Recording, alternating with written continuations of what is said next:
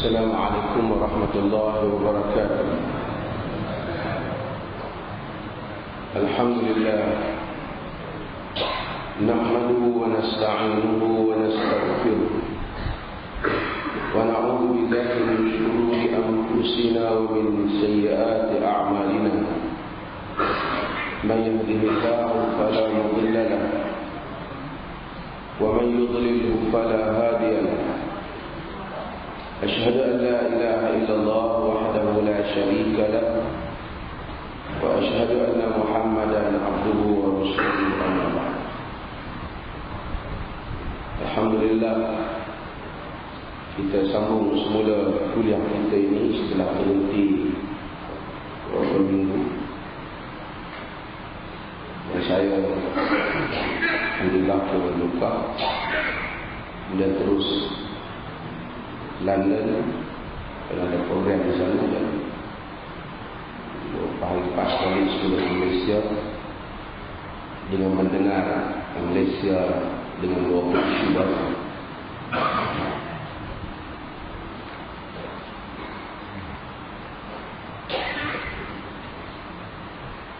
Saya ketika di Masjid Alwi 2 hari lepas telah memperkatakan tentang isu ini, dan sebenarnya kita telah lama mempertahankan prinsip ini. Prinsip semasa saya menjadi mufti dahulu, saya telah sebut tentang larangan syarak untuk mana-mana orang mengintip soal peribadi orang lain, mengintip maksiat peribadi. Dia ada beza antara maksiat peribadi dan jenayah yang membabitkan kezaliman kepada orang lain. Maksiat peribadi ialah dosa-dosa yang membabitkan individu dan Allah Subhanahu wa taala, seperti zina, minum arak, yang mana perkara-perkara ini asalnya agama menyuruh kita tutup.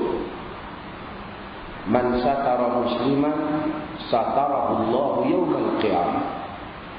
Sesiapa yang tutup aib orang muslim, Allah tutup aib dia pada hari kiamat. Satu jenis lagi ialah maksiat yang membabitkan jenayah kepada orang lain, seperti perompak, pencuri, perogol, meliwat orang secara paksa, pembunuh. Hal-hal yang seperti ini membabitkan dosa yang ada kaitan dengan hamba Allah yang lain secara zalim. Rasuah, curi harta negara. Jika benar ada bukti, hal ini mesti diingatkan kepada orang lain supaya orang lain tidak ditimpa musibah. Tapi soal maksiat peribadi, Allah Subhanahu wa taala suruh kita tutup. Sebab itu maka Islam mengenakan syarat yang ketat untuk pensaksian dalam kes zina, iaitu 4 syuhada, 4 orang saksi.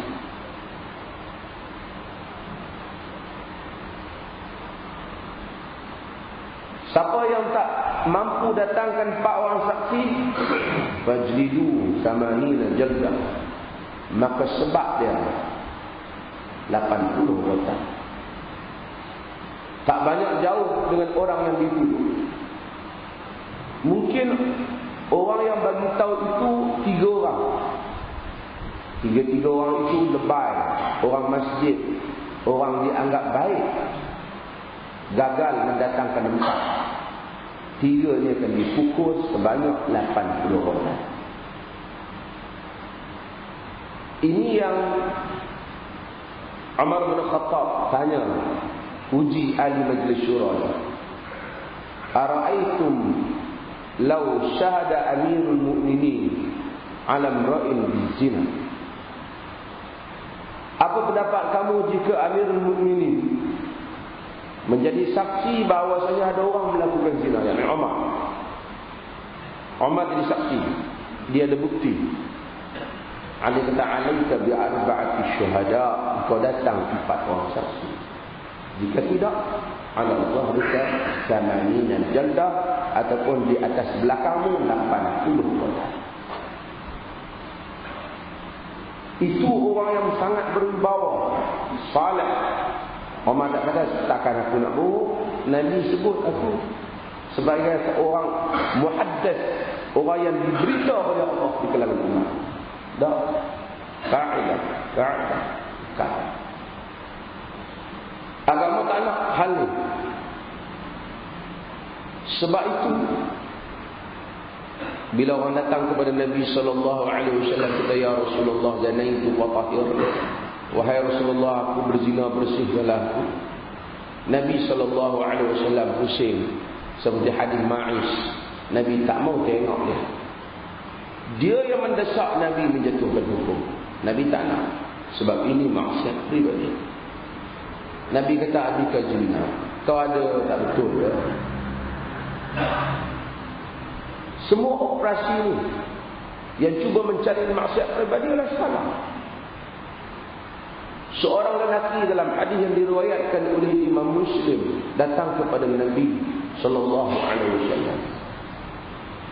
Dia kata, ya Rasulullah, alashtu imra'atan fi aqsal Madinah fa asabtu minha ghaira an amassaha. Faha ana faqdi fiya ma syi't.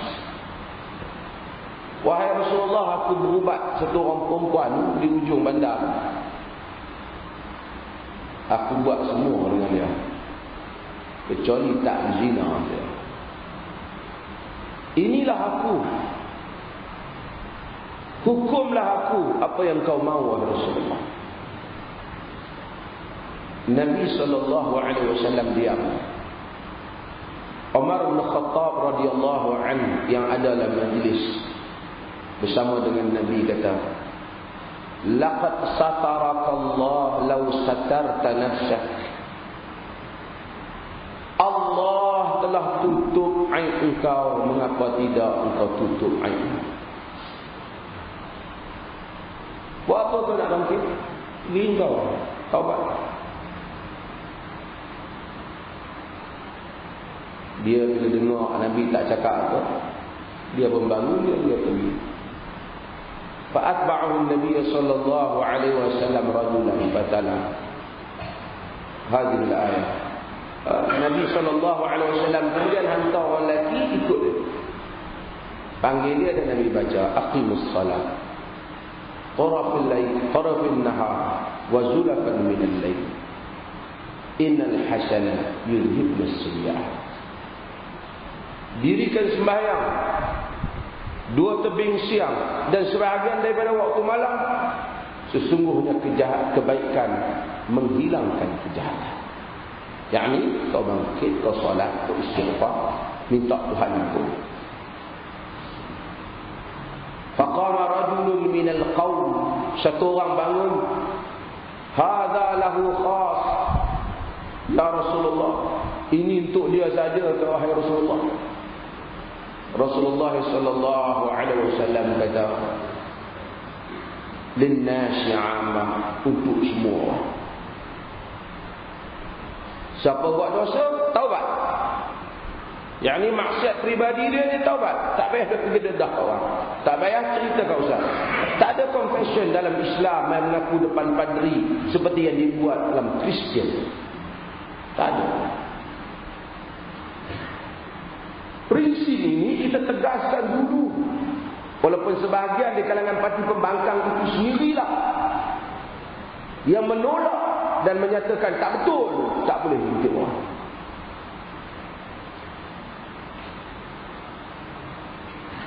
Mereka yang kata, dan kita tegaskan jangan. Kerana ini prinsip.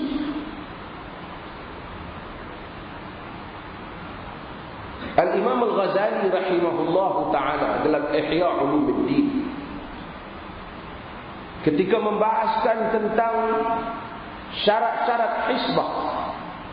Hisbah ni jawatan kuasa ataupun badan al-amru bil ma'ruf wan nahyi 'anil munkar.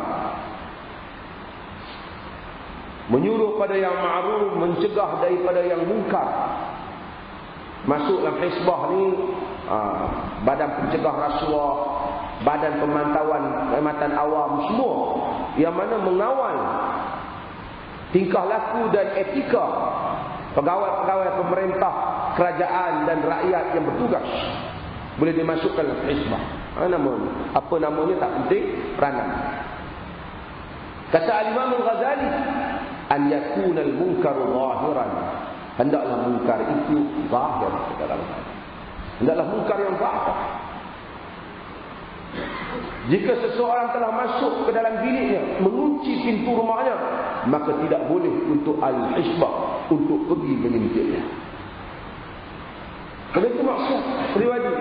Al-Ghazali berdalil kepada kes bagaimana Umar bin Khattab radhiyallahu anhu yang masuk melalui pintu untuk mencari orang yang minum arak pada zamannya. Dan lelaki yang minum arak itu telah menyatakan bahawa wahai Umar, aku salah pada Allah satu, engkau salah tiga. Salah aku minum arak, tetapi kesalahanmu yang pertama, Allah Subhanahu wa taala menyatakan suruh orang masuk ke dalam rumah melalui pintu. Walqul buyuta min abwabiha. Masuklah ke dalam rumah daripada pintu-pintunya. Kau masuk melalui bumbu. Pasal nak tengok kesalahan itu. Allah menyatakan, la tadkhulu buyutan ghayra buyutikum hatta tasta'nisu wa tusallimu ala ahliha. Jangan kamu masuk ke dalam rumah yang bukan rumah kamu sehingga kamu meminta izin dan memberi salam kepada orang dalam tuan rumah. Kau tak minta izin dan tak beri salam. Ketiga, Allah menyatakan wala tajassasu. Jangan kamu mengintip, dan kau telah mengintip. Aku satu, kau tiga. Umar Malik. Sebab itu kalau tanya saya, adakah keperluan untuk buat Suruhanjaya bagi kes maksiat pribadi? Tak ada keperluan. Tak ada keperluan. Bahkan kalau boleh nak tutup, kita tutup. Tapi adakah keperluan buat Suruhanjaya nak cek wang negara hilang 50 bilion? Ada keperluan. Itu membabitkan kezaliman pada orang. Itu membabitkan hak orang lain. Dr. Yusuf Al-Qaradawi sebut hal yang sama tentang amar ma'ruf nahi munkar. Maka tidak halal, kata dia, untuk sesiapa mengintip maksiat orang lain dengan dipasangkan kamera atau video untuk mengambil gambar dia sebagai bukti kepada maksiat.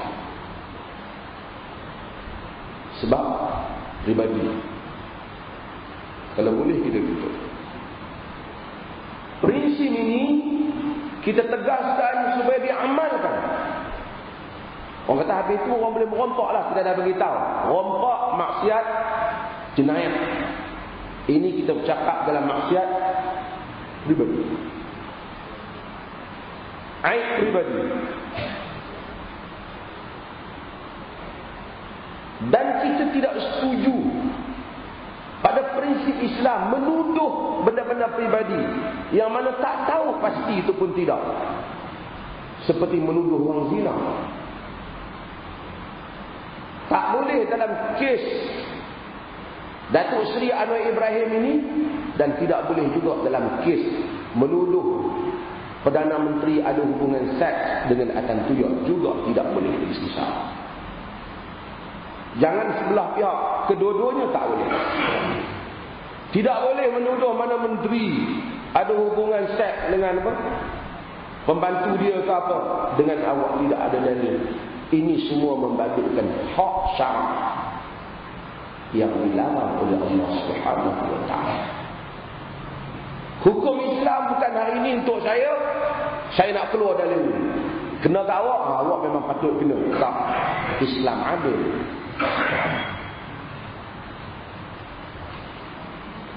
I'dilu, adil. Wala yajrimannakum syana'anu qaumin ala alla ta'dilu. I'dilu huwa aqrabu lit-taqwa. Jangan kamu jadikan kebencian kamu pada satu kaum menyebabkan kamu tidak adil. Adillah, kerana itu lebih dekat pada takwa. Maka kita tentang ni politik tidak bermoral yang seperti ini. Politik lawan selak kain. Politik suka untuk mencari aib peribadi. Seorang pemimpin tidak menjadi hebat hanya kerana dia boleh ceritakan keburukan peribadi pemimpin atau musuh politiknya. Awak hebat jika awak dapat membentangkan pemikiran awak, idea awak dalam pentadbiran politik, apa yang awak nak kendalikan, apa yang awak boleh sumbang, awak boleh contribute untuk buat untuk negara ini. Pamerkan kejujuran peribadi awak. Itu yang kita nak tahu. Jika orang lain buruk, bukan bererti awak mesti baik. Tapi jika awak berwibawa, ada pandangan yang bagus, maka awak boleh tawarkan servis awak untuk dinilai oleh rakyat. Ini penting. Dan kita mesti suruh hentikan semua pihak, kerajaan dan pembangkang, daripada meneruskan politik yang seperti ini. Tak ada kerja, cari masalah aib pribadi orang. Kalau dah macam seorang menteri kata tak ada salah apa, tayang pun. Tiap-tiap minggu kita boleh tayang. Macam mana dia kata tak ada salah, tayang gambar krono di depan khalayak ramai. Dia jaga pula bahagian undang-undang. Apa menteri macam ni? Saya menariknya seorang MP, Member of Parliament, dia menyatakan bahawasanya dia melihat tayangan itu di Ampang, di Flamingo. Hotel tu dekat saja dengan tempat yang diorang JSP serbu saya bagi ceramah tanpa tauliah tu. Tu saya kata, tengok porno tanpa tauliah tak apa pula. Ceramah tanpa tauliah tak boleh pula.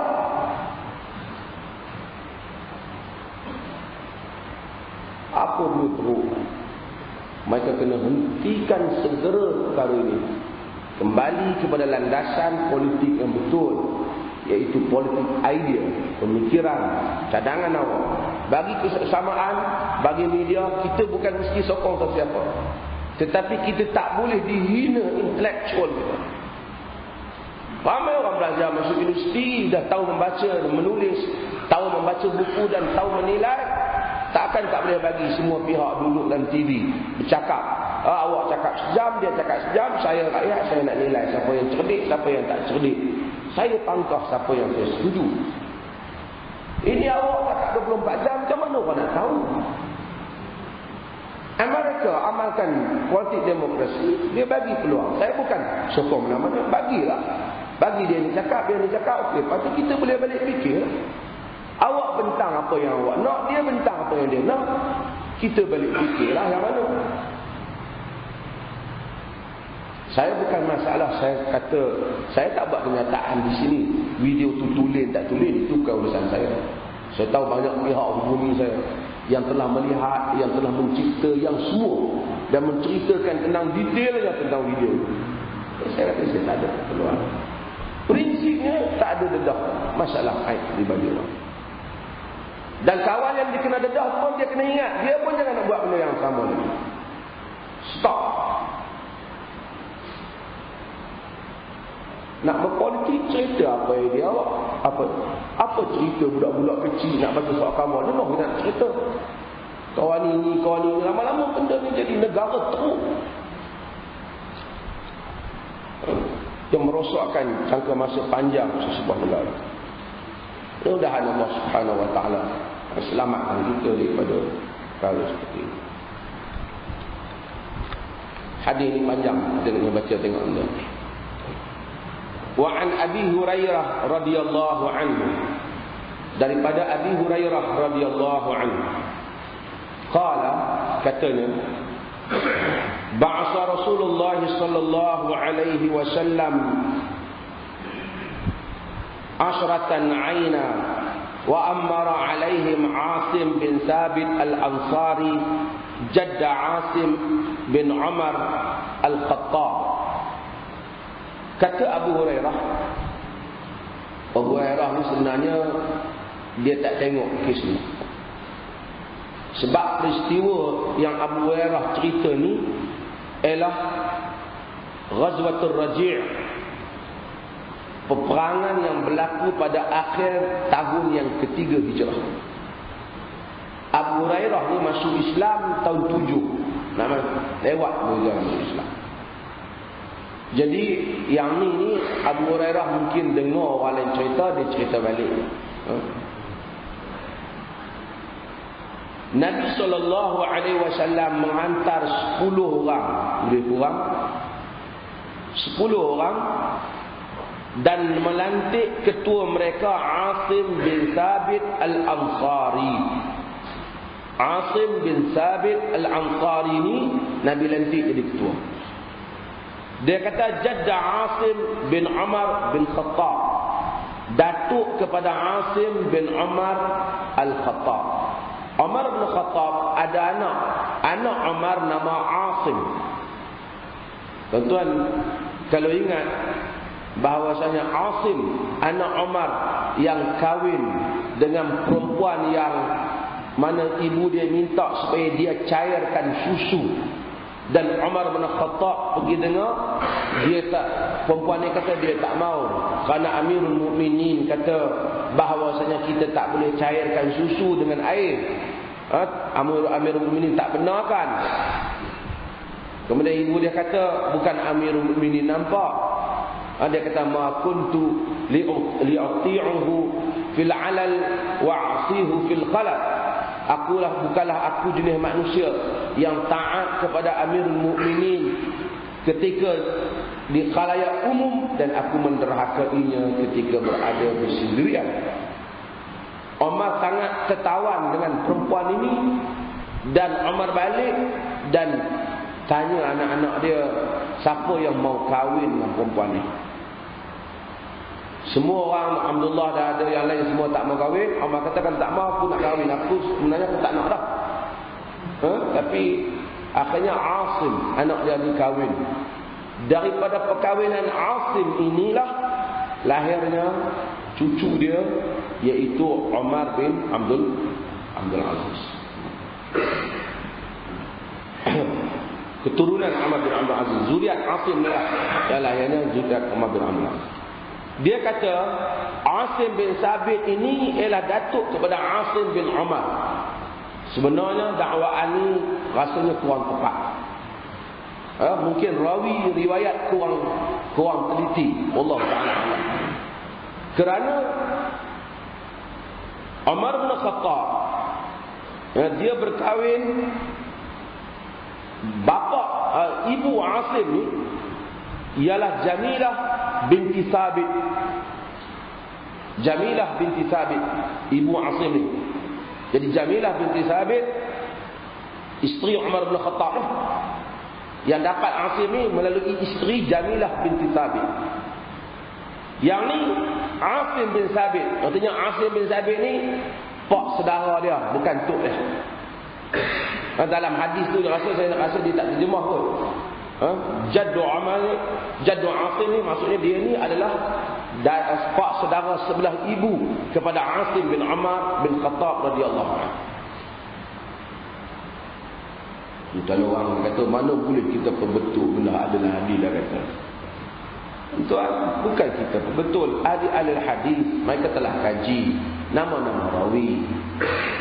Dan sebab tu Islam ni dia bukan fanatik kepada teks ni. Ini bukan ucapan Nabi, ini cerita rawi. Setengah orang tu bila baca kitab kuning dia, kitab tu salah pun dia tak boleh, walaupun salah dah orang tua lama dah tulis dah, kita baca api lah. Tak ada agama sampai begitu. Ini bukan agama yang mengizinkan ikut secara membabi buta.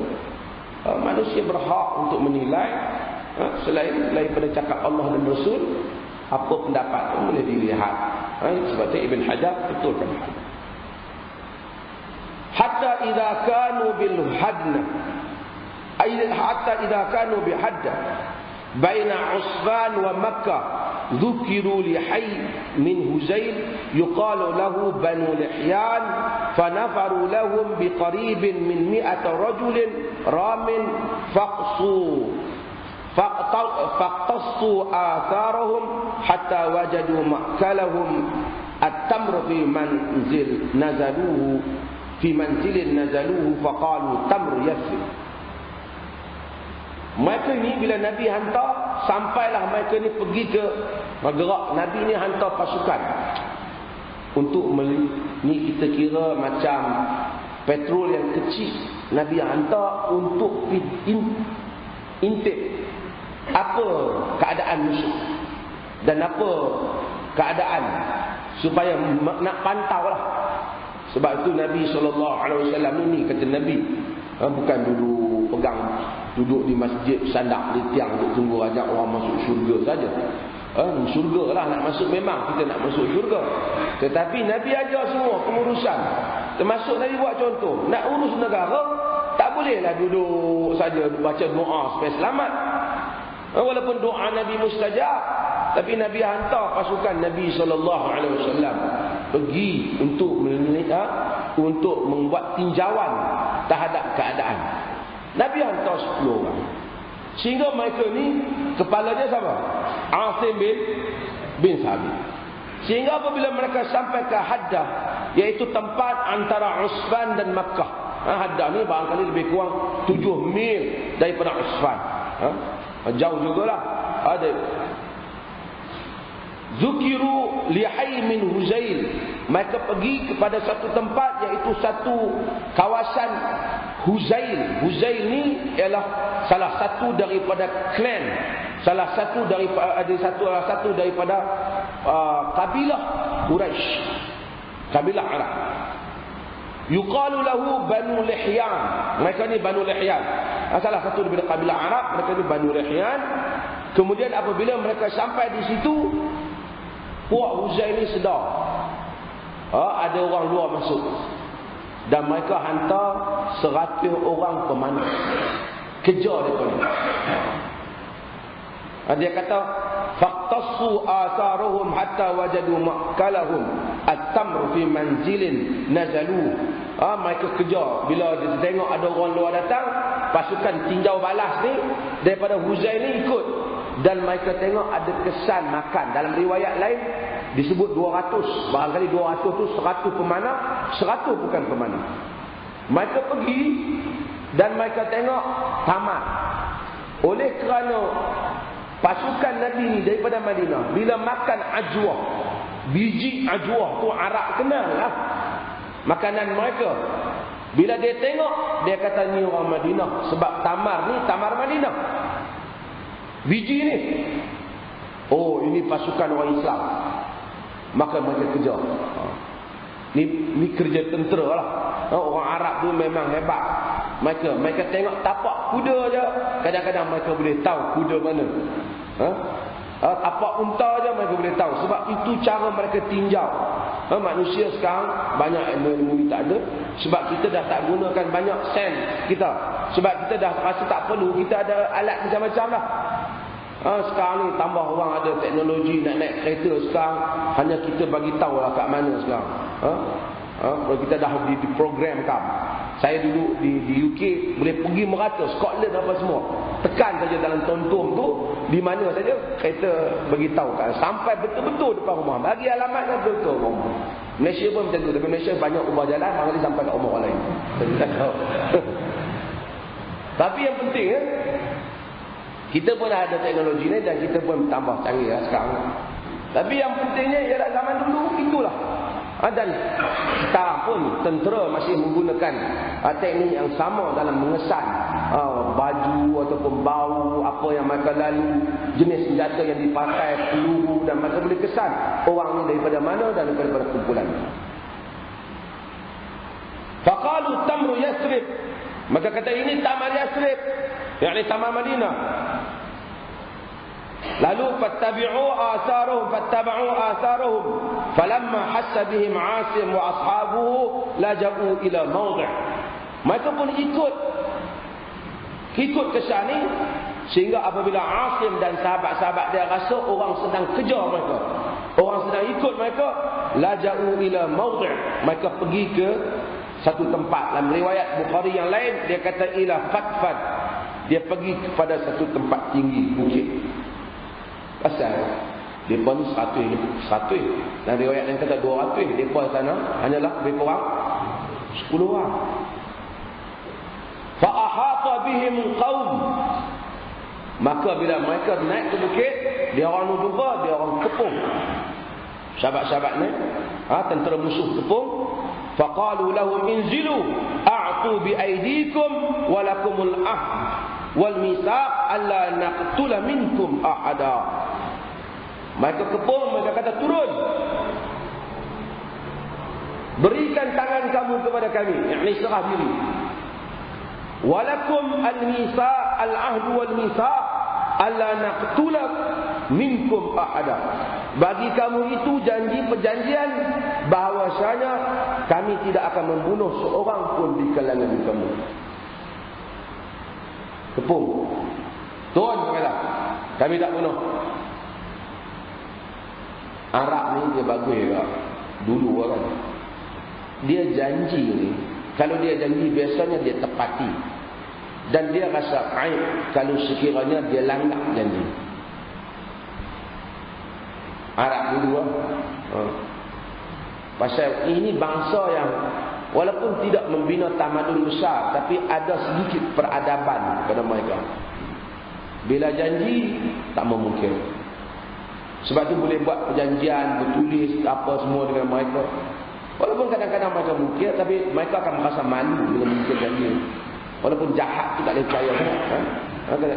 Maka sebab itu, maka sahabat ni percaya bahawasanya kemungkinan mereka tak mungkin. Tetapi Asim kata, faqala Asim bin Zabit, ayyuhal qaum amma ana fala anzilu hatta ala zimmatil kafir. Wahai kaum, adapun aku tak akan turun serah diri untuk berada di bawah lindungan orang kafir. Ini keputusan siapa? Asim bin Sabit, dia punya ketua hak Nabi lantik. Summa qala Allahumma akhbir 'anna nabiyyika. Ya Allah, bagi tahulah benda ni kepada nabimu. Yakni bagi tahu pada nabimu. Pasal nabi tak ada. Nabi berada di Yasrib.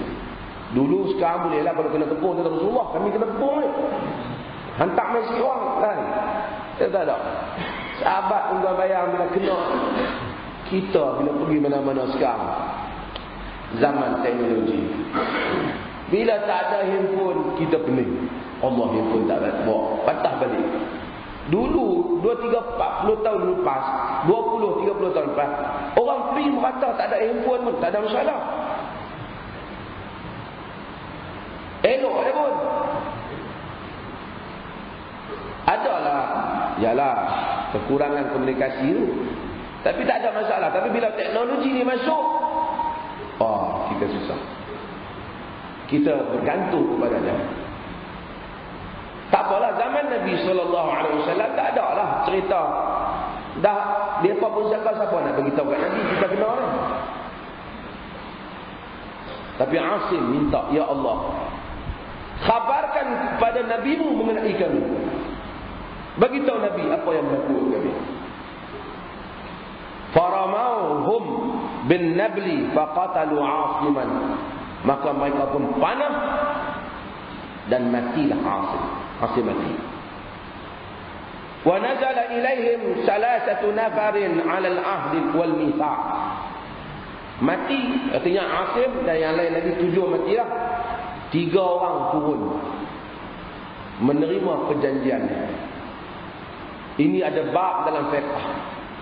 Jika orang kafir paksa kita untuk menyerah sehingga boleh menyebabkan terjejasnya nyawa kita, boleh tak kita menerima perjanjian damai dengan mereka dalam keadaan kekuatan di pihak mereka? Boleh.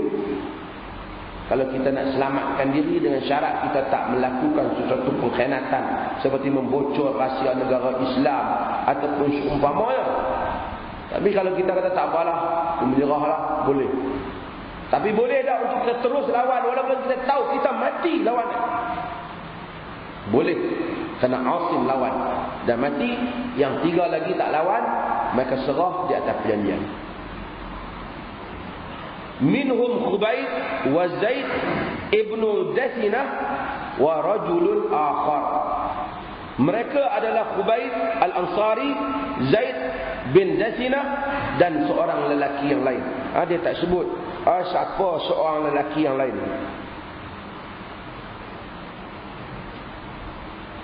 Tuan-tuan ingat, Khubayb, Zaid bin Dasinah. Khubayb ni yang saya cerita tentang Sa'id bin Amir yang pengsan apabila mengenang Khubayb ini dibunuh oleh musyrikin yang dia tak boleh tolong. Khubayb ni yang dia masa tu jadi Gubernur Omar yang rakyat mengadu, dia selalu pengsan dalam majlis dia. Omar ketika dia pasal apa selalu pengsan? Kerana dia kenang masa dia tak Islam lagi dulu ni, orang bunuh Khubayb, potong sikit-sikit. Dia masa tu masih musyrikin, dia gagal untuk menolong Khubayb al-Ansari. Dia bimbang, kalau Allah Ta'ala balik pada Allah, Allah Ta'ala tanya dia tak boleh jawab kes Khubayb ini. Padahal masa tu dia tak Islam lagi, Sa'id bin Amir. Nak menunjukkan betapa prihatin mereka, concern mereka terhadap masalah orang Islam. Padahal dia belum Islam, tapi dia rasa salah bila dia sedang tahu agama ni kerana dia tak tolong orang Islam yang dizalim. 3 orang ni dan seorang lelaki yang lain. Falamma istamkanu minhum atlaqu awtar qissihim farabatuhum biha. Qala rajul salis, hadha awwal ghadri wallahi la ashabukum inna li bihaula'i uswa yuridul qatla fajarraruhu wa alajuhu fa aba an yashabahum wa anfalaqu bi Khubayb wa Zaid bin Dasinah ibnu Dasinah. Apabila mereka dapat tangkap, mereka buang tali panah ni, mereka tambat 3 orang. Lelaki yang 3, Khubayb lagi, Zaid dan seorang lelaki lagi. Yang nombor 3 ni dia kata, ini satu pengkhianatan yang pertama. Maksud kita serah diri ni khianat. Aku tak akan ikut kamu berdua. Kamu apa? Aku akan jadikan mereka yang mati itu sebagai contoh. Dan aku nak mati seperti mereka. Lalu fajarraruhu wa alaju. Mereka tarik dia, sentak dia tak mau, mereka bunuh dia. Jadi tinggal yang dapat orang 2. Kemudian mereka bawa Khubayb, Zaid bin Dasinah. Kemudian mereka jual ya, kerana peristiwa ni berlaku pada ujung tahun ketiga selepas peperangan Badar. Masa peperangan Badar, Khubayb ni dia telah bunuh kepala Banu Haris dalam perang. Betul, mereka ni perang. Siapa bunuh tu dia ingat. Dia ni pok aku siapa bunuh itu. Jadi ingat, pasal lawan pakai pedang. Kalau lawan pakai tembak daripada jauh ni mungkin tak perlu bunuh siapa. Ni dekat pedang nampak. Fabta'a Banu Haris bin Amir bin Naufal Khubaybah. Jadi bila mereka dapat Khubayb, mereka pergi jual di Mekah. Dan riwayat lain daripada awal mereka kata, kami sebenarnya bukan nak bunuh hampa, nak ambil hampa, nak dapat habuannya. Ambil pergi ke Mekah, jual Khubayb. Bila jual Khubayb, Banu Haris beli. Pasal apa Banu Haris beli? Pasal Khubayb bunuh kepala dia. Taking revenge. Ambil tindakan balas. Wa kana Khubayb huwa qatala al-Haris bin Amir yaum al-Badr. Karena Khubayb yang membunuh Al-Haris bin Amir pada hari peperangan Badar. Falabisa Khubaybun indahum ashiran hatta ajma'u ala qatlih. Mereka tangkap Khubayb, mereka simpan dia sebagai tawanan perang, sehingga mereka buat keputusan untuk membunuh dia. Pasal apa mereka tak bunuh? Sebab mereka tak bunuh dalam bulan-bulan haram. Mereka tak bunuh. Pasal Arab pun dia hormati bulan-bulan haram.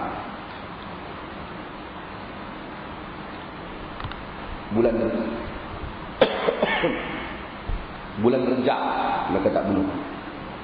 Bulan Muharram mereka tak bunuh. Jadi bulan-bulan haram ni mereka tak bunuh. Jadi kerana nak elok daripada bunuh dalam bulan haram ni, maka mereka pun tunggu dulu.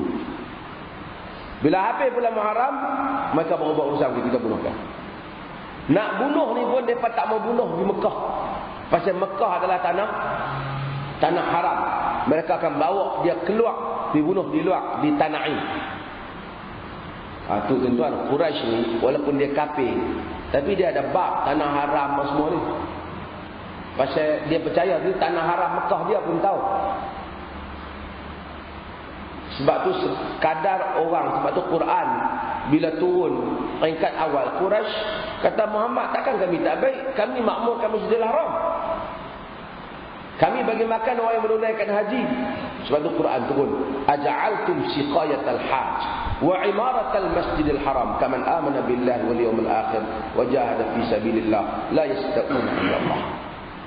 Adakah kamu menjadikan memberi minum kepada orang yang menunaikan haji dan memakmurkan Masjidil Haram sama dengan orang yang beriman kepada Allah dan hari kemudian dan berjihad pada jalan Allah? Tak sama. Quraisy ni dia ada benda dia hormat di tanah haram. Sebab tu bila dia bubuh kotoran atas kepala Nabi SAW, Nabi bangkit, Nabi doa ke Allah tu, takut Quraisy. Dia bimbang mustajab doa di Kaabah. Teruk Quraisy pun ada hormat juga. Tapi saya sebut kawan-kawan, Quraisy pun ada benda yang korang pandai pada Melayu. Melayu ada bak pandai pada Quraisy. Quraisy dia buat macam-macam Kaabah. Dia buat berhala apa, dia menega. Tapi Quraisy ni tak menega yang Zam-Zam. Boleh kalau lah ayat Zam-Zam tu tak apa, lawak balik kerana berat ke apa, timbang kan jual lah kan. Quraisy tawaf pakai baju, tawaf telanjang. Tapi Quraisy tak pernah jual ayat Zam-Zam tawaf, tak pernah jual. Tapi di Malaysia ada ayat Zam-Zam tawaf, diikuti dengan bacaan doa oleh ustaz sekian-sekian. Hak biasa harga RM10, hak tu harga RM50. Kira Melayu pandai pada Quraisy. Quraisy kalau bangkit pun dia salute kat Melayu.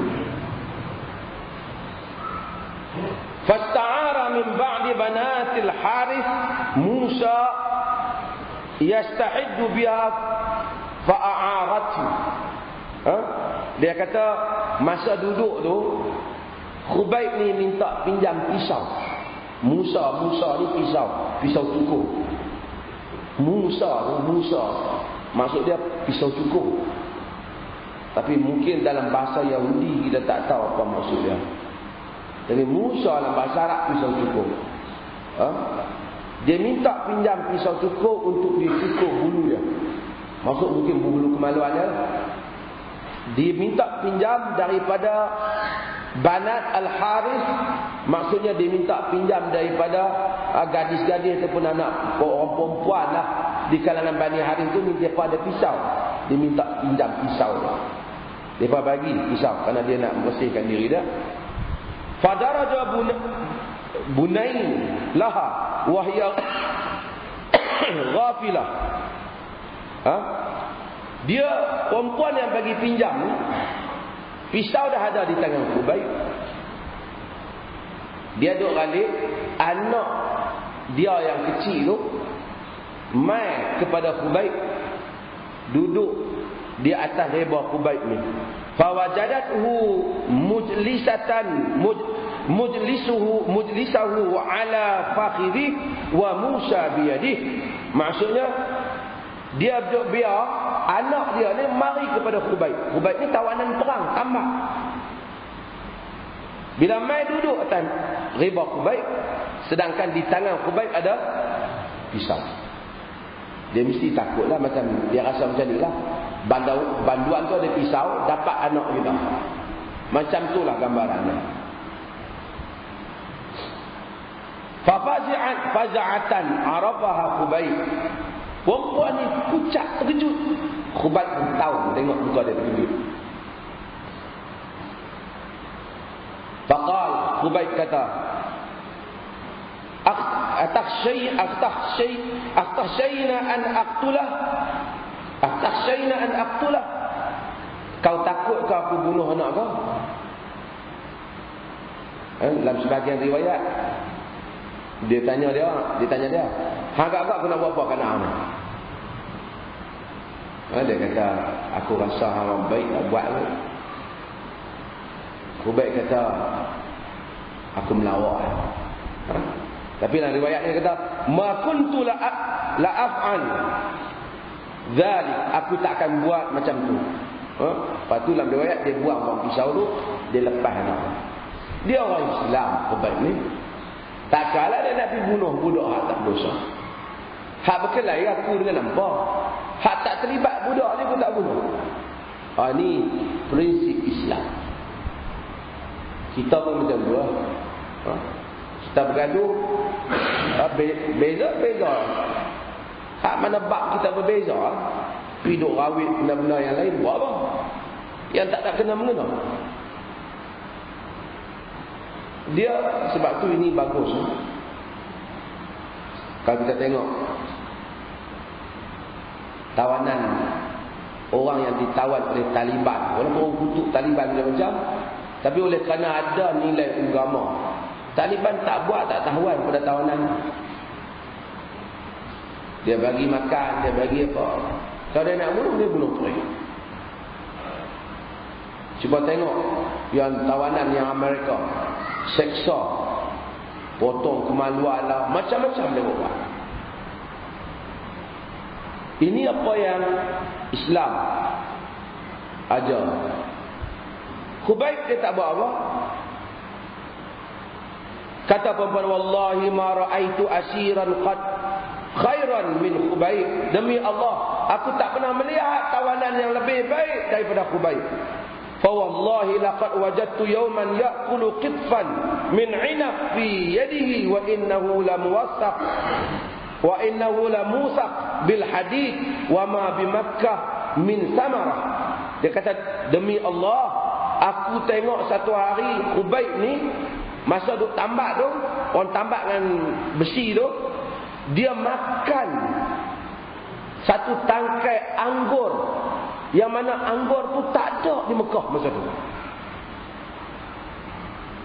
Tak ada siapa bagi kat dia, tapi di tangan dia ada anggur. Dia makan anggur pada musim yang anggur tu tak ada di Mekah. Siapa cerita ni? Ni perempuan Banu Harith. Wa kana taqul innahu la rizqun razaqahu Allah Khubaybah. Dia kata ini adalah rezeki yang Allah Taala bagi kepada Khubayb. Yang ni sebenarnya syahid dia tang ni dah. Imam Nawawi nak ceritanya, ini karamah Khubayb Al-Ansari. Falamma kharaju bihi min al-haram liyaqtuluhu fi hil. Apabila mereka berkeluar bawa dengan dia daripada tanah haram untuk membunuh dia di tanah halal, dia ada hak tanah haram. Dia keluar daripada tanah haram Mekah tu, pergi kawasan tanah halal. Dalam riwayat Ibn Ishaq dia kata dia pergi ke Tan'im. Dia pergi ke Tan'im dan kemudian di situlah dia nak bunuh.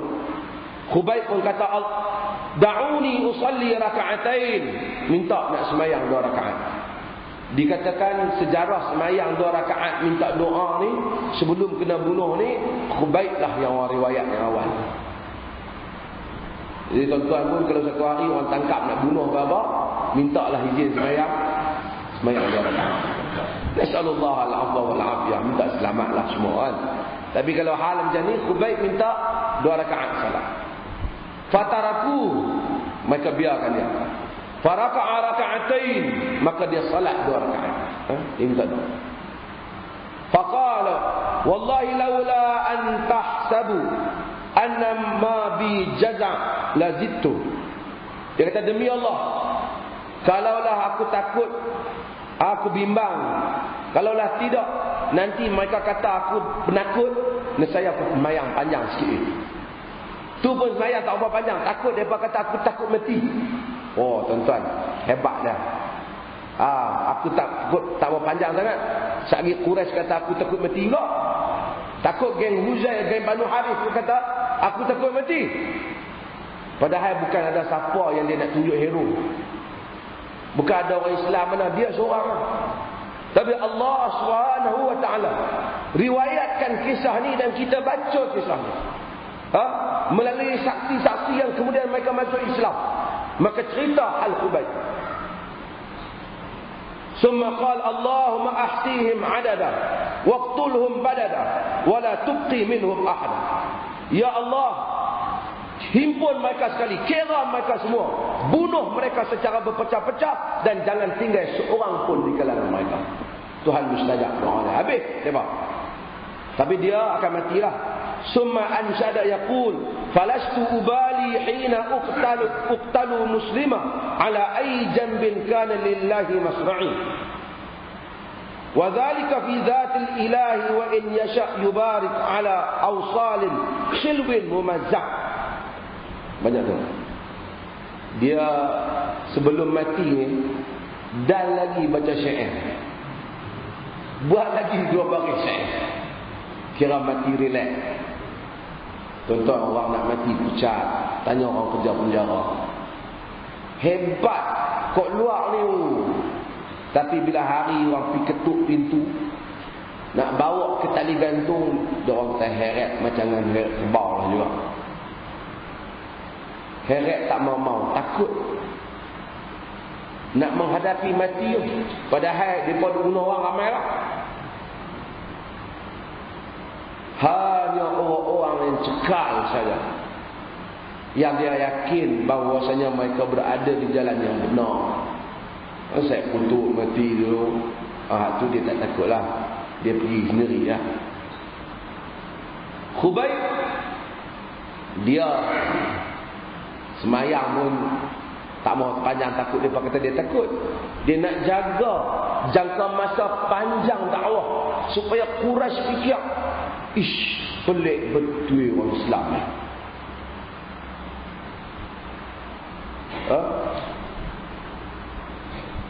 Dalam riwayat yang lain disebut Khubayb ni kata, Allahumma la ajid man yablughu rasulaka as-salam faballighu. Ya Allah, aku tak ada satu orang nak boleh aku bagi tahu kat dia supaya sampaikanlah kepada Rasulullah salam. Tolonglah sampaikan salam kepada Rasulullah. Minta Allah sampaikan. Ni Rasulullah masih hidup. Rasulullah dah mati. Nabi kata suruh kita salam lah kan. Inna salawatakum tablughuni haitsuma kuntum.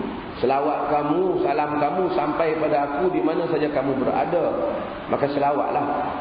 Kalau orang nak pergi Mekah, kita tak payahlah kata tolong kirim salam ke Nabi ya. Tak payah. Kita salam, Allahumma salli alaihi wasallam ala nabiyina Muhammad. Salam, selawat dan salam kita hari kita sebut Allahumma salli wasallam. Sallim wasallam.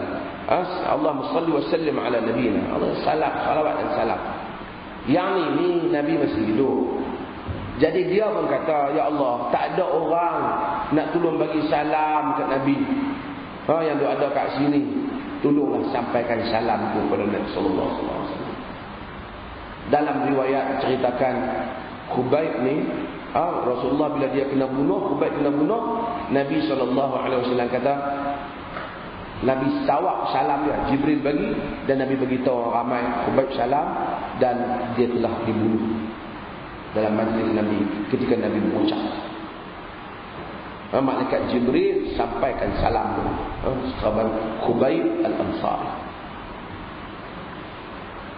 Dia baca syair, falastu bali hina uqtalu muslima.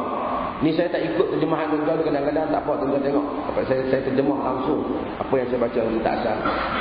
Aku tidak kisah ketika aku dibunuh dalam keadaan sebagai orang muslim. Ala ai jambin kana lillahi masri'i. Dia nak bunuh belah mana pun, yang mana aku telah serahkan kematian ini untuk Tuhan, untuk Allah. Wa dzalika fi dzatil ilahi wa in yasha yubarik ala awsalin shilwin mumazza'in. Yang demikian itu untuk zat Tuhan, yang jika dia mahu, dia akan memberkati mana-mana anggota jasadku yang telah dipotong-potong. Memang Khubayb ni, dia tak bunuh sekaligus, dia bunuh sikit-sikit, potong sikit-sikit bagi mati sikit-sikit. Sebab tu Sa'id bin Amir pensan setiap kali teringat masa tu dia tak Islam, dia tak tolong Khubayb. Orang kata pasal apa? Hang jadi gamno duk pensan dalam majlis. Teringat. Tahun 3 Hijrah. Masa zaman Umar dah tahun berapa belah dah. Sebab apa? Sebab dia tak tolong Khubayb yang dibunuh secara sikit-sikit. Khubayb al-Ansari. Summa qama ilaihi Abu Sarwa'ah Uqbah bin Harith faqatalahu. Kemudian bangunlah Uqbah bin Harith, Abu Sarwa'ah Uqbah bin Harith, maka dia pun bunuh Khubayb. Sebelum bunuh orang tanya Khubayb, Khubayb, mau tak kalau Muhammad duduk tempat hang sekarang? Quraisy tanya. Dia pun tanya dia, buat main-main dengan dia nak mati kan? Dia kata wallahi al-azim ma uhibbu an yufdiyani bi syaukin fi qadami.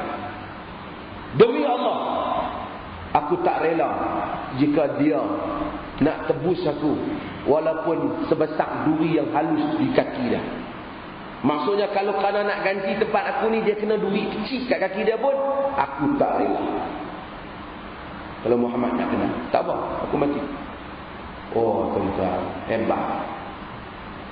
Kita kata kalau kita duduk sama Nabi, kita macam tu. Kita tahu rasa lari, rasa belah awal lagi.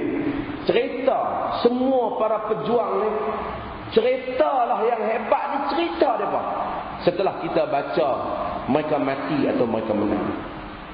Tetapi sepanjang tempoh perjuangan, mereka menanggung bebanan perjuangan itu. Payah maunya, susah payahnya, penderitaan perjuangan, hanya Allah yang tahu dan mereka yang merasai. Kita baca Nabi telah menang, Nabi Ibrahim telah berjaya, tapi bagaimana menanggung penderitaan perjuangan. Nabi telah menang buka kota Mekah, tapi daripada awal tangisan baginda, duka cita kematian orang yang dia sayang, dihalau keluar daripada kampung halaman, dibunuh pengikut. Siapa yang tahu? Melainkan orang yang merasai hakikat kepada perjuangan.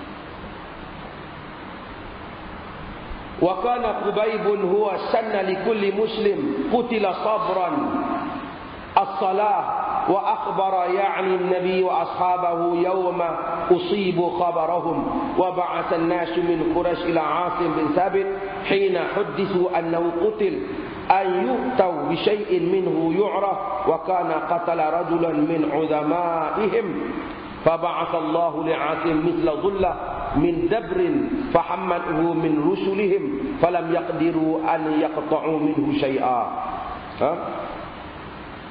Dia kata maka jadilah Khubayb ni contoh orang yang apabila nak dibunuh maka dia salat. Dan kemudian dia kata mereka hantar, Nabi bagi tahu kepada orang ramai hari mereka dibunuh, dan kemudian Quraisy ni hantar satu pasukan kepada Asim bin Thabit. Asim bin Thabit yang bunuh di bukit dia, yang ketua daripada dia. Quraisy hantar nak pergi ambil benda apa yang ada kat Asim. Biasanya dia pergi ambil pasal Asim ni, Quraisy nak balas dendam pasal dia bunuh Uqbah bin Abi Mu'ayth. Uqbah bin Abi Mu'ayth ni kepala besar pembesar Quraisy. Asim bin Thabit bunuh. Jadi mereka nak pergi cincang buat mayat tu, ataupun mereka nak ambil kut ada apa benda kat dia. Kemudian Allah hantar mai macam dengan awan hitam tu mengelilingi mayat Asim bin Sabit. Jadi Quraisy nak ambil tak boleh. Dalam riwayat disebut bahawasanya Asim ni doa, ya Allah, aku telah melindungi agamamu, tolong melindungi jasadku. Dan bila mereka nak ambil tak boleh. Dan ini adalah beberapa bukti tentang karamah yang berlaku di kalangan orang-orang yang dimuliakan oleh Allah Subhanahu wa taala. Itu yang Imam Nawawi nak cerita. Allah taala alam. Kita buka pada soalan.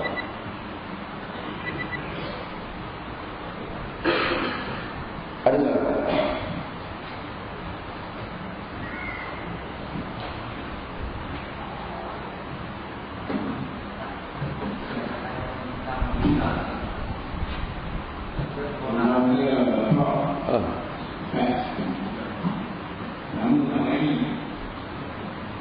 Lama tak lagi.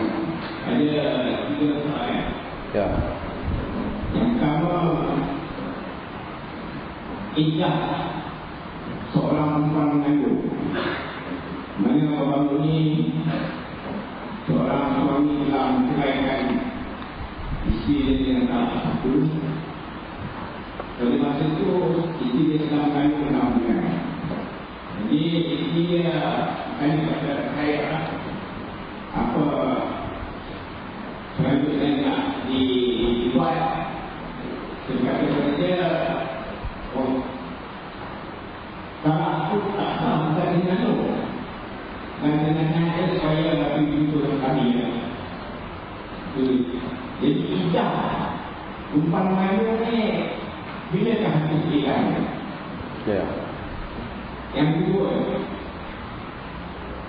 di dalam kosmo isinya 21 bulan Mac tahun 11. Dr. Ahmad Yusuf iaitu ahli majlis fatwa polis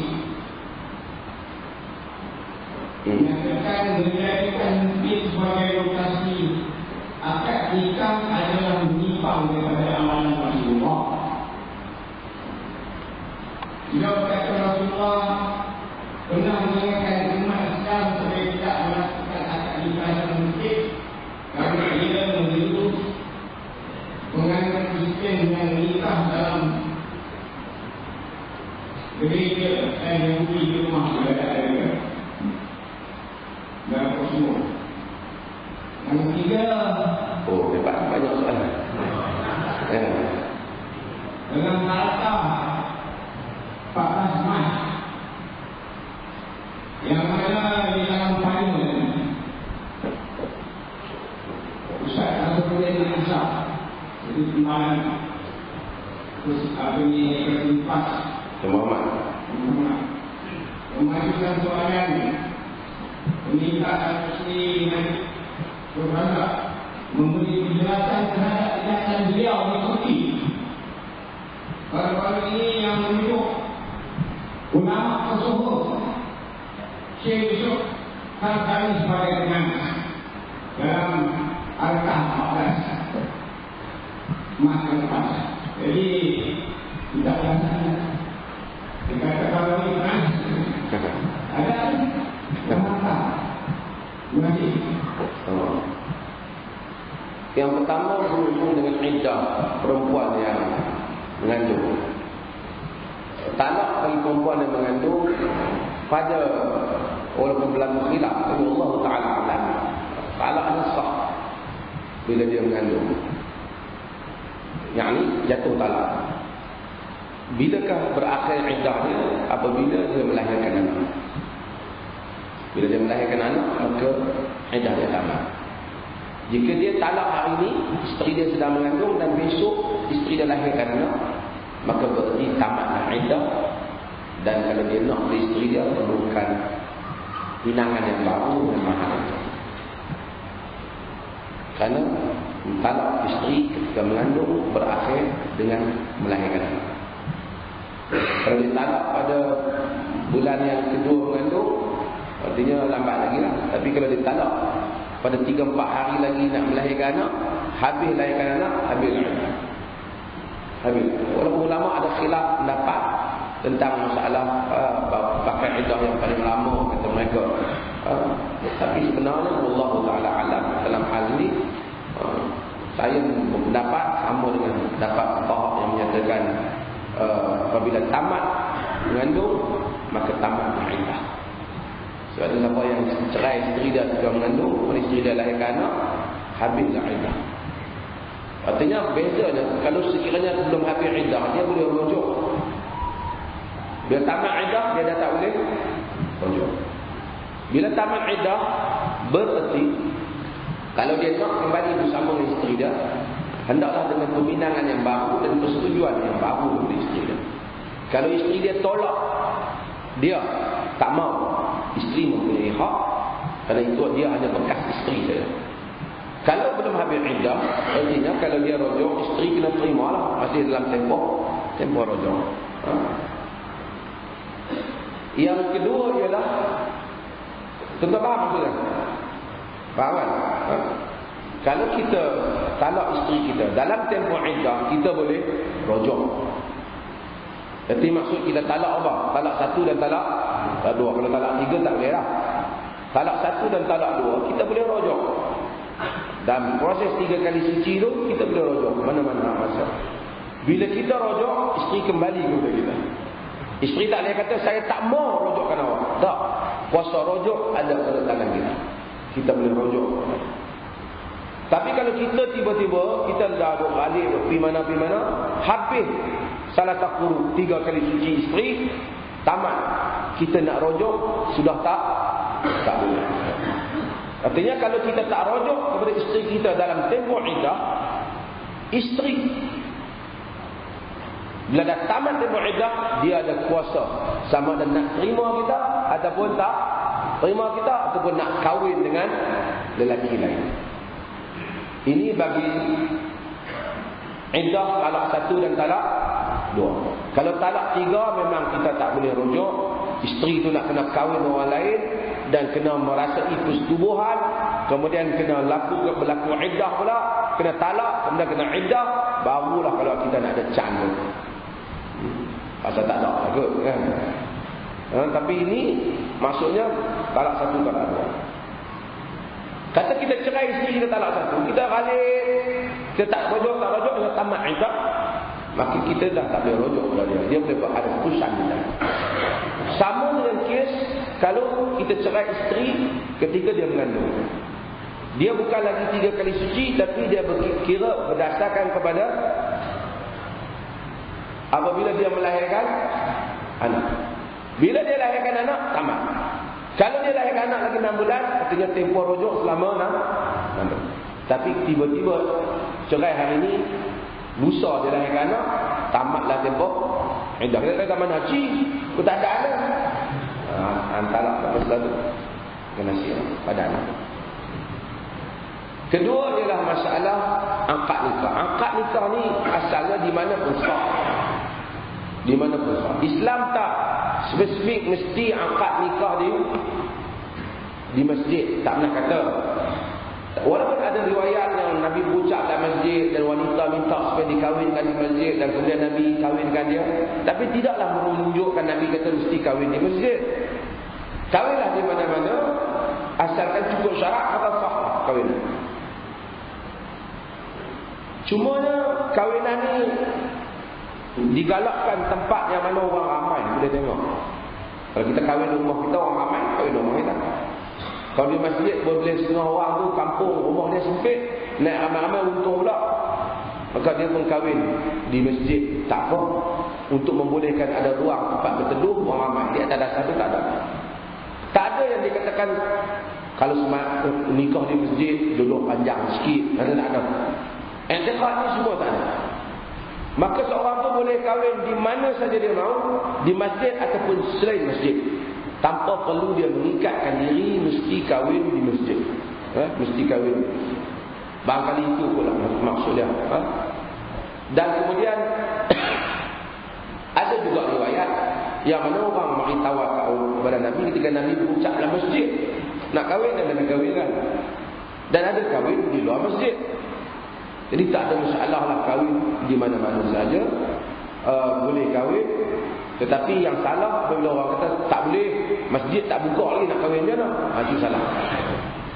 Jadi bila orang kata nikah dah ni anak kono tunggu tak tengok dah.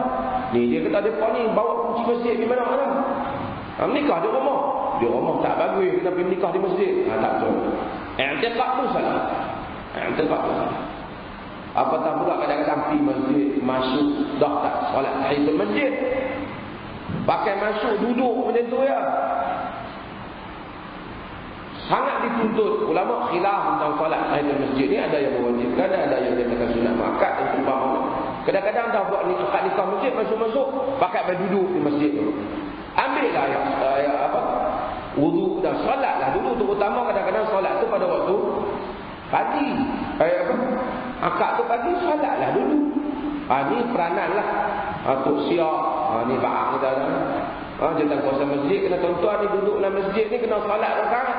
Nabi ketika khutbah tu, orang masuk duduk, Nabi duduk khutbah tak solat. Nabi kata, ya fulan, hal raka'ta raka'atain, wahai fulan, hasmai ada rakaat dah. Dia kata dah. Nabi kata, qum fa salli raka'atain, farka' raka'atain, bangun dan solat 2 rakaat. Tu tengah duduk khutbah Jumaat. Nabi suruh bangkit solat, tegur lagi, terputih khutbah pun. Ni masuk-masuk pakai duk main duduk ramai-ramai. Suruh mereka bangkit dan solat 2 rakaat hormat masjid. Hormat masjid, tahiyatul masjid.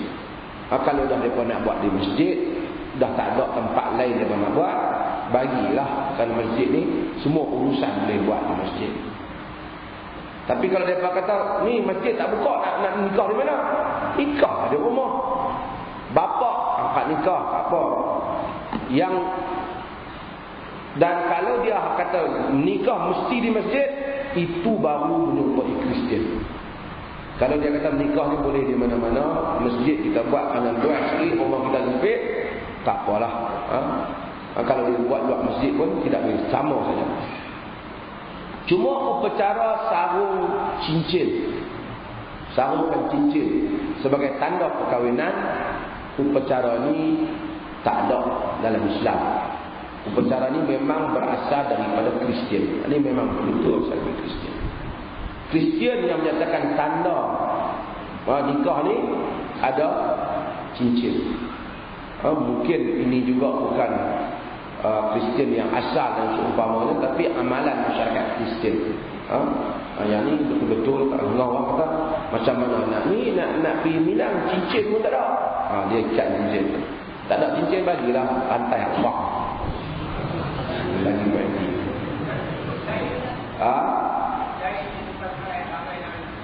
Apa dia?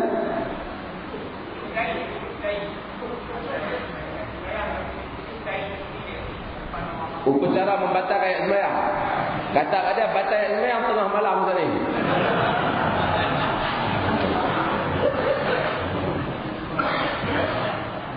Merepek orang merepek ni. Ada upacara batal ayat sembahyang. Mana ada upacara? Ini semua khurafat. Itu yang kadang-kadang untuk imam atau orang yang akad tu kena betul. Kadang-kadang orang yang akad ni qadi atau wakil qadi tak betul benda ni. Orang nak akad nikah disuruh kontu mengucap. Cuba mengucap tengok. Kalau dia suruh anak tuan-tuan tu tanya, "Tok, ustaz rasa anak saya ni kafir." Mau tanya kan? Sehingga ustaz ragu tentang Islamnya. Istighfar 3 kali, tengok dia regi pula. Benda yang Nabi tak pernah buat. Benda yang patut dia tegur tu dia tak tegur. Benda yang tak ada tu dia pergi buat. Pasal apa nak suruh dia istighfar? Kata takkan nak istighfar menunjuk orang. Dia istighfar lah bukan untuk ustaz. Ini bukan ada confession macam dengan Kristian buat pengakuan ampun dosa depan padri. Istighfar dia dengan Allah. Apa nak istighfar ke ustaz? Bukan dia minta ampun ke ustaz, dia minta ampun ke Allah. Boleh semua. Kemudian buat tu dia tanya lah satu nafas tarik tu yang betul lagi berapa.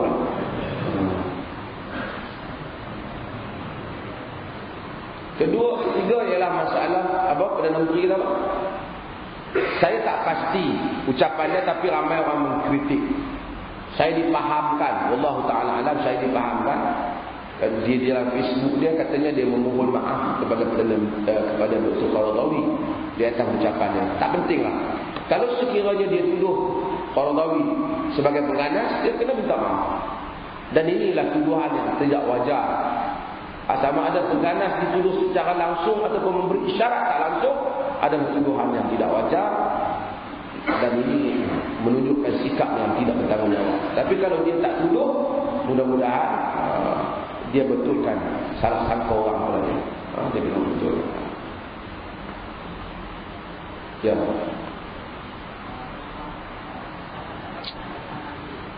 Ya. Macam mana?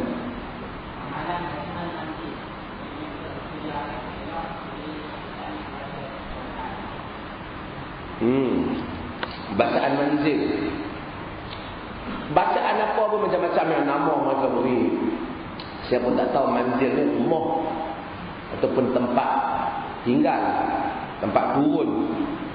Tapi bacaan apa pun boleh orang yang kena histeria dan seumpama, seorang boleh baca. Sama ada dia membaca ayat Al-Quran dengan dia tak potong ayat Quran. Tak boleh dia baca dengan salah, terbalik tak boleh. Atau membaca bacaan-bacaan yang ada dalam sunnah. Ataupun dia boleh juga membaca jampi yang tak ada dalam Quran dan sunnah, tetapi tak mengandungi unsur syirik. Sebab sahabat dia bagi tahu Nabi bahawasanya mereka berjampi semasa jahiliyah. Boleh tak mereka nak jampi? Nabi kata, "A'ridu 'alayya ruqakum la ba'sa birruqa ma lam yakun fihi syirk." Nabi kata, bentangkan jampi kamu, tak apa jampi ni selagi mana tak ada syirik.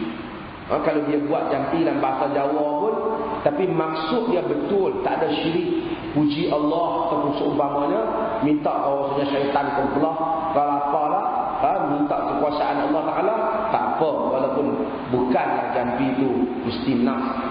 Tapi sebaik-baik jampi ialah baca daripada Quran dan sunnah Nabi SAW. Ya.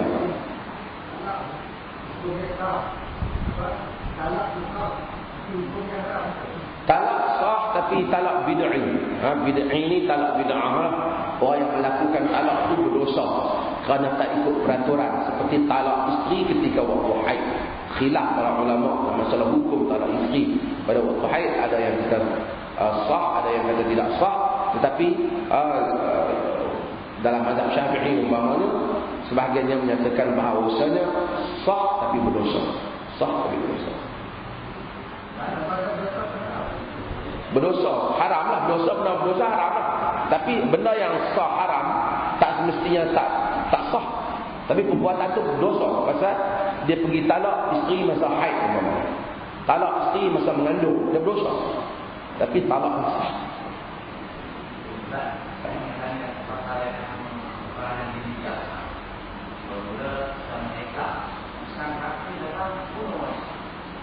Libya sangat menduga citakan. Asalnya rakyat Libya keluar, mereka bukan nak memerangi Gaddafi, bukan nak perang. Mereka hanya keluar untuk menyatakan bantahan di atas kekejaman Gaddafi. Gaddafi ni memang bunuh orang, memang dulu pun duk bunuh macam tu lah. Tapi dunia tak bagi perhatian sangat, bagi minyak dia bagi ke orang. Tetapi apabila Gaddafi bawa senjata membunuh rakyat, bom mereka, dan mereka tidak ada pilihan, maka menyebabkan mereka dah tak ada pilihan, mereka telah berjaya membentuk di Benghazi bukan lagi kerajaan Gaddafi. Mereka kerajaan yang mustaqil, independent government ataupun independent state, yang mana negara yang tersendiri. Cuma Gaddafi cuba ambil kawasan mereka, memerangi kawasan mereka dan membunuh rakyat mereka. Cuma yang malangnya, kerana biasanya masalahnya barat masuk campur. Dan kita kalau setakat barat halang daripada kapal terbang dia terbang untuk membunuh rakyat Libya, tak apa. Yang kita bimbang ialah mereka nak masuk. Tadi saya tengok di CNN, Obama bercakap, nampak macam ada kecenderungan nak masuk, dan dia cuba justify kan kenapa dia kata kerana dia bimbang nanti pembunuhan akan lebih banyak dan seumpamanya. Tapi kita tahu puncanya kerana Libya ada minyak lah. Kalau negeri itu kering kontang, bunuh bila pelan-pelan dulu. Lepas tu kita bagi senjata, hamba beli senjata kami jual. Tapi kerana ada minyak, mereka pun kalut nak bersuara. Ya.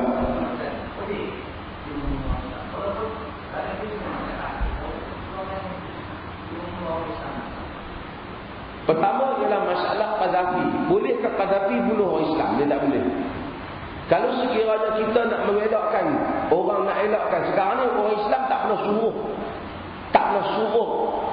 orang kafir bunuh Qaddafi. Tapi masalahnya orang kafir telah nak bunuh Qaddafi.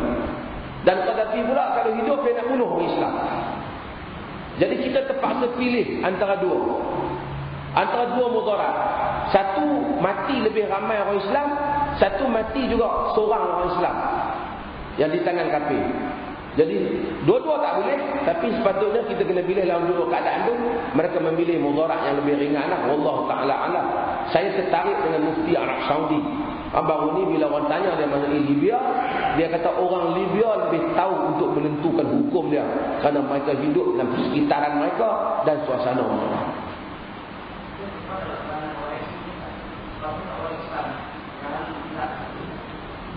OIC.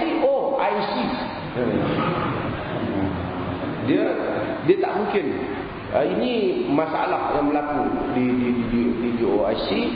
Dan kita sangat berduka cita. Kita memang menyeru berlakunya pertukaran rejim-rejim dalam dunia orang Islam. Kita mahu semua rejim ni pergi. Dalam bahasa yang tak apa, pergi berambus lah. Gantilah dengan sistem yang lebih adil.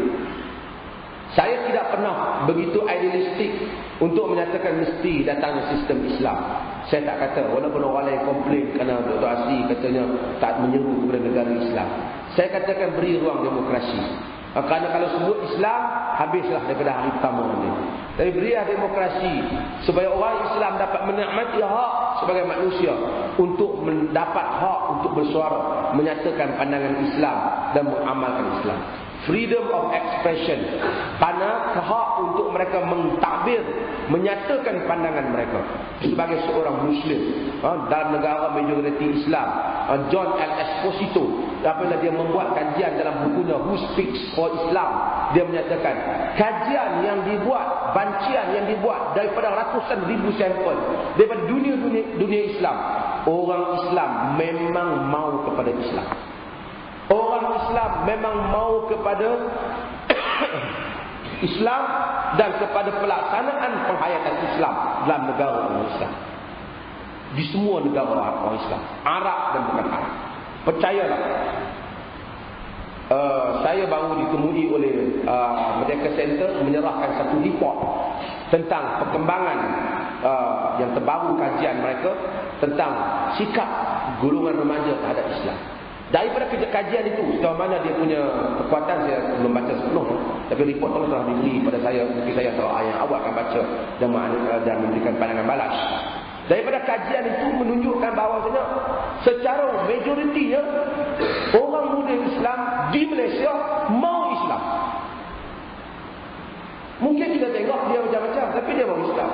Sebab kita don't judge orang dengan hanya satu dua aspek. Tengok perempuan tak pakai tudung, kita dia ni tak nak Islam. Don't lah, please. Itu satu aspek kelemahan dia. Tapi mungkin dia nak Islam.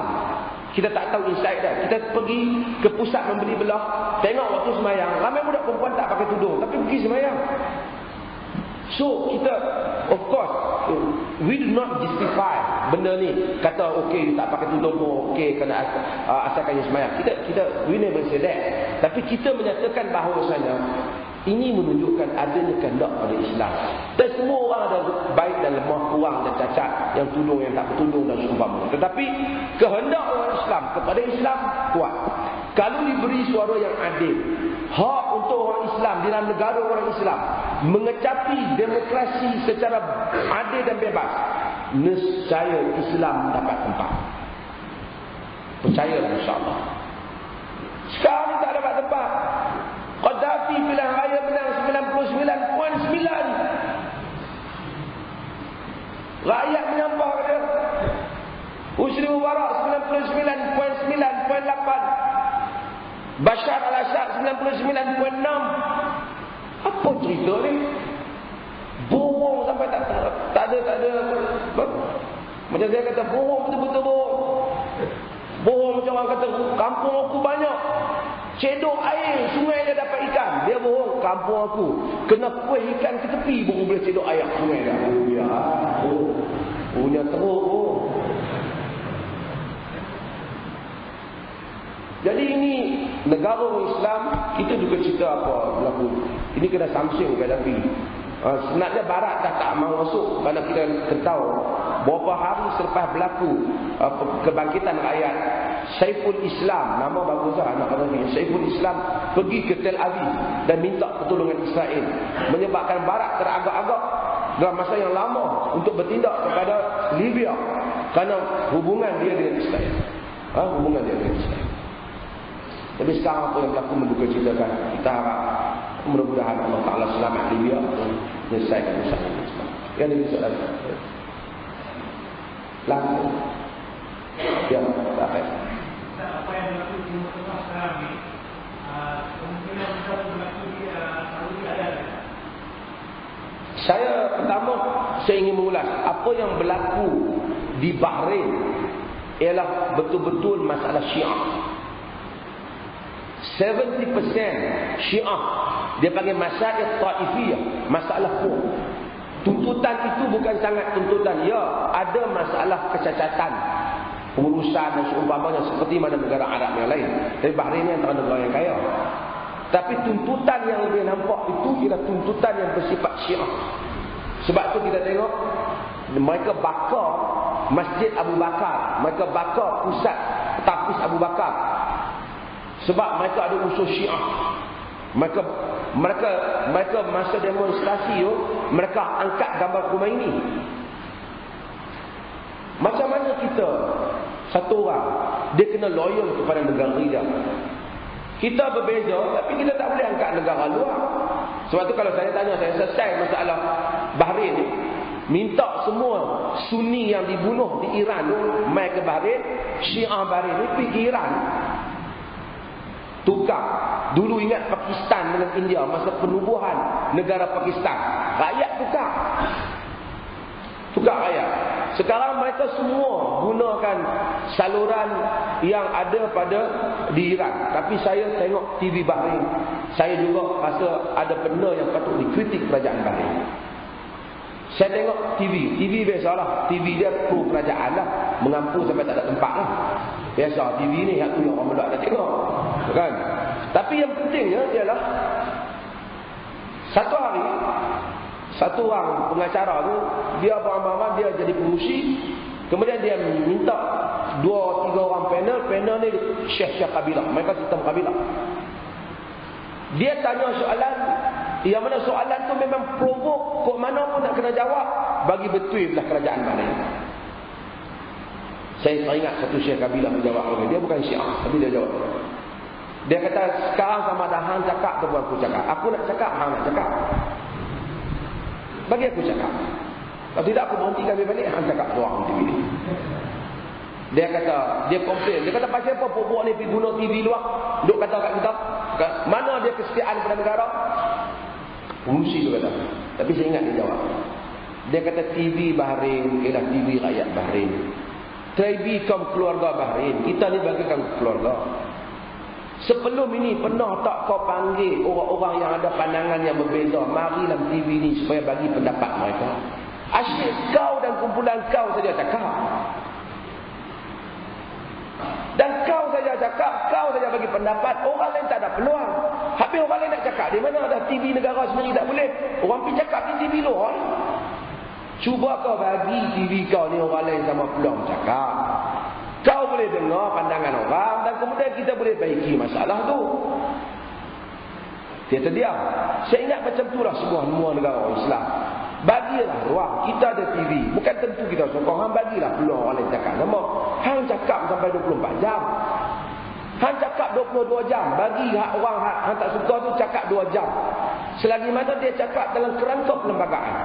Dia cakap dalam kerangka yang tidak menjejaskan keselamatan awak. Dia nak bagi pandangan. Kau bentang ekonomi macam ni. Sekali kau bentang belanjawan negara, kau panggil semua hak kipas mai. Cubalah kau panggil hak tak setuju sekali mai nak dengar. Dia cakap, jam apa cakap dah. 3 jam pun nak bolok sangat pun. Ni semua, inilah pelajar yang terbaik. Yang tak ada yang terbaik, melainkan semua yang terbaik. Inilah terbaik. Terah tu hampir mengaji ekonomi, aku pun boleh pergi. Tak payah mengaji, rasakan aku puji terah tu. Bagilah kawan yang cakap, sebab aku nak tahu dia ni lihat di sudut dia. Han tengok sudut dia, kita boleh nilai.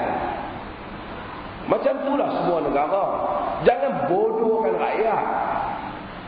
Bila bodohkan rakyat, lalu dia cari alternatif lain. Ini kena ingatkan semua kerajaan-kerajaan orang Islam. Awak bentang apa, awak bagi peluang. Orang cakap, tak panjang, bagi dia cakap setengah jam ataupun sejam. Lepas tu apa cakap lah 7 jam dah apa punya. Tapi bagilah orang nak dengar pandangan alternatif. Saya sebut dulu dalam majlis, tuan-tuan masih ingat TV3. Oh, TV3 tak ada. Tapi dia tengok ni marah. Tapi tak apa kita katakan. Sampai nak kata siap. Dia ambil forum. Tuan-tuan dengar. Al-Kuliah. Dulu masih isu kan. Pandangan macam-macam. Lalu dia panggil saya. Dia panggil Osman Muhammad.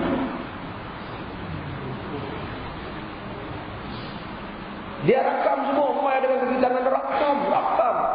Orang solek dengan apa rakam kita. Bersungguh. Lepas tu dia tengok macam mana tu tayangan tu tak boleh keluar tak jadi. Dia tak keluarkan. Dia keluarkan balik bagi hamba Allah ni seorang saja bercakap. Ini cara politik ataupun cara pengurusan mentaliti rakyat dalam negara yang seperti ini tak membangunkan. Bagilah ada orang cakap rakyat nilai, lepas tu terpulang rakyat. Orang tak lagi rakyat kena tipu. Takkan bodohnya rakyat pakai tak masuk universiti ramai. Sebab universiti pun tak ada orang tak masuk universiti dah sekarang ni. Kalau setakat orang cerita masuk universiti tak heran lagi dah. Takkan rakyat dah bagi pendidikan, bagi apa, tak boleh nak nilai. Sepatah dua orang cakap. Bagilah orang cakap. Ini masalah yang menyebabkan ledakan. Di Arab Saudi, saya tak tahu. Di Arab Saudi masalah Syiah lah. Syiah bangkit, tapi Syiah kecil, dia 10% lebih. Tapi dia still ada problem sebab dia ada kadar pengangguran yang agak tinggi. 10% lebih, saya ingat 14% pengangguran. Cuma masa saya lihat yang terbaru ialah Raja Abdullah dia telah announce pembaharuan. Siapa yang menganggur dapat gaji 3,000, 2,000 setengah, 1,000 setengah. Yang apply kerja tak dapat, dia buat macam sistem barat. Kemudian hospital diluaskan, diberikan cuma lebih banyak. Dan macam-macam lah kemudahan yang dia bagi. Hak mana hutang rumah semua dapat free, langsung. Malaysia pun buat ni tak lama ni. Kita hutang dia akan bagi free. Semua kita duit banyak ni. Kita kena tak tahu tak lama lah. InsyaAllah dia akan bagi free kita rumah. Sebab tu mana hutang-hutang lah. Jadi mudah-mudahan Allah Subhanahu Wa Taala rahmati kita semua. InsyaAllah. Sekian. Assalamualaikum warahmatullahi wabarakatuh.